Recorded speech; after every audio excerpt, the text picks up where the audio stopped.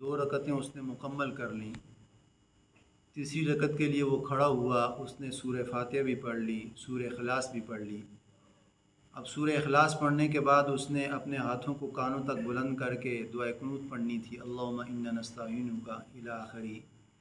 लेकिन बजाय उसने हाथों को बांधने की बजाय रुकू में चला गया, यानी तकबीर उठाते हुए कानों तक नहीं बल्कि रुकू में चला गया। अब उसकी 3 सूरतें हैं। पहली सूरत ये है कि अब अगर वो रुकू के करीब झुक गया तो फुक़हा फरमाते हैं कि अब उसको पीछे पलटने की ज़रूरत नहीं है, बल्कि रुकू कर ले, सजदा कर ले। ये पहली सूरत है। और दूसरी सूरत ये है कि अब उसके हाथ जो उनसे थे वो घुटनों तक टच हो गए हैं। फिर उसको ख़याल आया कि मैंने तो अपने हाथों को बांधा था, मैंने तो दुआ कुनूत पढ़नी थी। अब ये दूसरा तरीका है। और तीसरा तरीका यह है कि थोड़ा सा झुका था, हल्का सा मामूली से झुका था, उसको याद आ गया, उसने हाथ बांध दिए। अब ये 3 सूरतें हैं। तो जो पहली सूरत है यानी रुकू के करीब हो गया था, तो फुक़हा फरमाते हैं कि अब ये पीछे पलटे नहीं बल्कि ये आखिर में सजदा सावा कर ले। तो इसका दुआ कुनूत वाला जो अमल रह चुका था वो सजदे सावे से उसका वो अमल पूरा हो जाएगा। और दूसरी सूरत हाल ये है कि उसके हाथ घुटनों तक टच हो गए थे, तो अब ये रुकू के बिल्कुल करीब पहुंच चुका था, इसके हाथ चूँकि घुटनों तक टच हो गए।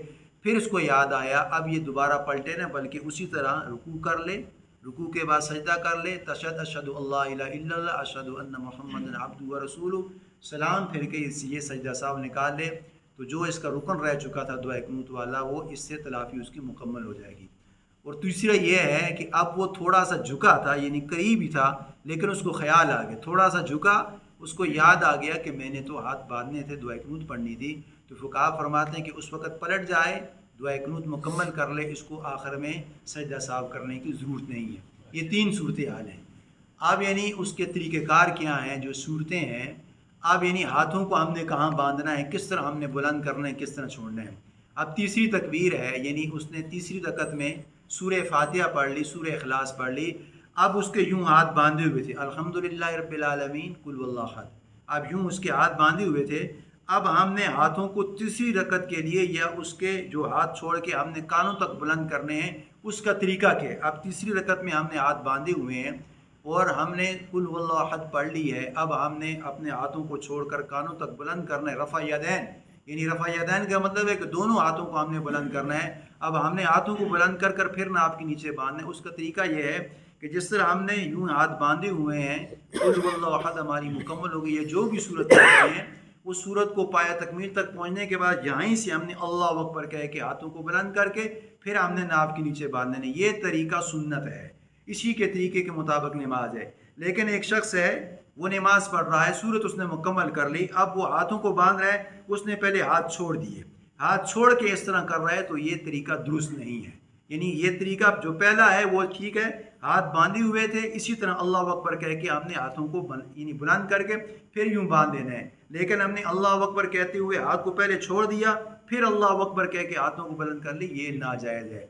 और तीसरी सूरत हाल ये है कि हमने इसी तरह अल्लाह अकबर कह के हाथों को बुलंद करके यूँ हमने हाथ दाना था, लेकिन यहीं से अल्लाह अकबर कह के उसने हाथ को बुलंद किए, कानों तक हाथ उठाए, फिर उसने हाथ छोड़ दी और हाथ छोड़ के फिर ये बांध रहा है। तो ये दूसरा तरीका, ये जो तीसरा तरीका ये भी गलत है। जो पहला तरीका था कानों यानी यहीं से हाथ उठे, यहीं से हाथ बुलंद हुए, फिर यहीं से आपके नाभ के नीचे बांधे, ये तरीका दुरुस्त है। लेकिन यहाँ से छोड़ के हाथ को बुलंद करके फिर किए, ये तरीका भी दुरुस्त नहीं है, नाजायज़ है। और तीसरा तरीका जो है कि आपने यहाँ से कानों तक हाथ बुलंद किए, फिर छोड़ दिए, फिर ये कर लिए, तो ये भी तरीका नाजायज़ है। और तीसरी ये है कि अब दुआ कुनूत में पढ़ना है तीसरी रकत में अल्लाहुम्मा इन्ना नस्तईनुका व नस्तगफिरुका, ये सबक है। लेकिन एक शख्स है, उसको ये सबक नहीं याद हो रहा या गलती कर रहा है, उसको मतलब तराजम के अंदर या ज़बर ज़ेर के अंदर गलती हो रही है या उसके जो अल्फाज हैं उसमें गलती हो रही है, तो फुक़हा फरमाते हैं कि फिर उसके लिए ये है कि 3 बार ये पढ़ ले अल्लाहुम्मा ग़फ़िरली अल्लाहुम्मा ग़फ़िरली अल्लाहुम्मा ग़फ़िरली। यानी दुआ कुनूत की बजाय उसको याद करना ज़रूरी है, लेकिन जिसको नहीं याद हो रहा या उसका सबक गलत है, उसमें ज़बर ज़ेर की कमी पेशी हो रही है या मानी के अंदर गलती हो रही है, तो फुक़हा फरमाते हैं कि वो 3 बार ये पढ़ ले अल्लाहुम्मा ग़फ़िरली अल्लाहुम्मा ग़फ़िरली अल्लाहुम्मा ग़फ़िरली, रुकू कर ले, तो इससे उसका दुआ कुनूत वाला सबक पूरा हो जाएगा। یہ پہلی صورتحال. اگر یہ بھی نہیں کر سکتا تو دوسری یہ ہے کہ اس میں اللہم ربنا آتنا فی الدنیا حسنۃ وفی الآخرۃ حسنۃ وقنا عذاب النار یہ بھی پڑھ لے تو دعائے قنوت والی تلافی پوری ہو جائے گی. اور تیسری حدیث میں یہ آتا ہے اللہم اہدنا فیمن ہدیت وعافنا فیمن عافیت الی آخری یہ بھی دعا پڑھ لے تو اس کی تلافی مکمل ہو جائے گی. لیکن فقہا فرماتے ہیں کہ نماز والا وہی جو ہے اللہم انا نستعینک کا اس کو یاد کرنا ضروری ہے, وہی اس کے اندر سبق پڑھا جائے گا. لیکن اگر یاد نہیں ہے تو اللہم اغفر لی بھی پڑھ سکتا ہے, ربنا آتنا بھی پڑھ سکتا ہے, اور اللہم اہدنا فیمن ہدیت. اور بعض لوگ اس میں سورہ اخلاص پڑھنا شروع کر دیتے ہیں, جس کو یاد نہیں ہوتا وہ دعائے قنوت کی بجائے سورہ اخلاص پڑھتے ہیں, تو سورہ اخلاص پڑھنا اس میں ناجائز ہے. اللہم انت